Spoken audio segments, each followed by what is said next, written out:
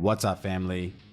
Welcome back to the Stop Sinking Show, where we go from struggle to flow.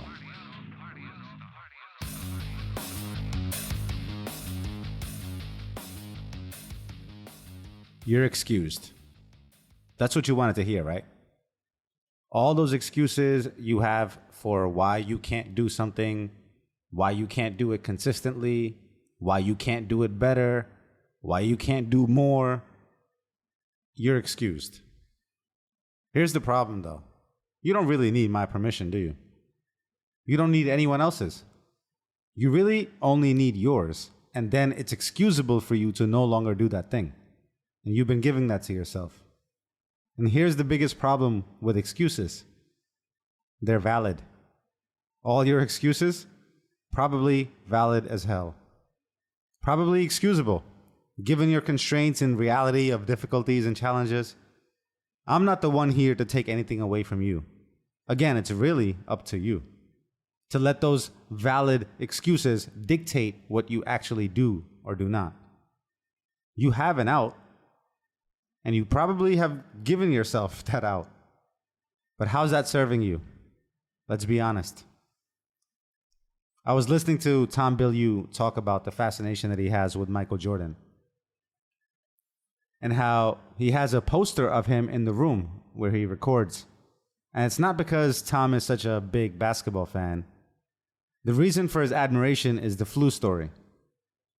How the night before Game 6, Michael got sick, and he played on that court with a 103-degree fever and won. Not many people would have stepped onto that court. He had an easy out. No one would tell him otherwise to play with a 103-degree fever. And no one should. That had to come from him. It probably wouldn't be right for anyone else to tell him to take that risk. That's a risk ladder he must choose to climb on his own. Here's some truth that you probably already know and don't want to hear.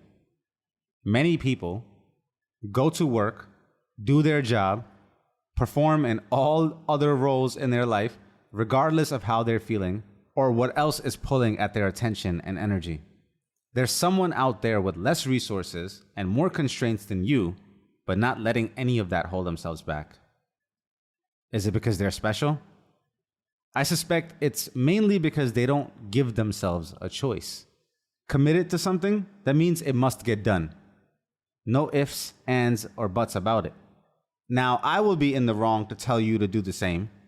I would look like an insensitive person if I minimize your issues and compare them to anyone else's and tell you that you should do what you need to do despite that. Again, it's not my permission or approval or anyone else's that gets someone to play with a high fever or show up regardless. Coming from anyone else, it might be borderline inappropriate. You wouldn't like it if your manager or the people who rely on you were like encouraging you, and they had an incentive to encourage you to show up with a 103-degree fever. That has to come from you. So it's really questions that you really need to ask yourself. What kind of person do you want to be? What do you want your relationship to be with the legitimate issues that you have? The legitimate ones, the valid ones. Will you let them hold you back? Will you let them run the show? Or will you show up for yourself regardless? What do you want to remember about yourself? Do you want to think of yourself as someone that is often defeated, overwhelmed, burnt out by the activity of your life? Or will you accept that suffering is the nature of life, and that any difficulty, the suffering, is not grounds for you to slow down the becoming of you? Each one of these scenarios becomes a vote towards what rapport you have with yourself, what you think of yourself in the dark, and what limitations you consider real enough, and which will not be considered in the reaching for the heights that you are trying to attain. Your life is your playground. You set up the game. You set the limitations. You determine what is out of bounds. It's your court, your rules.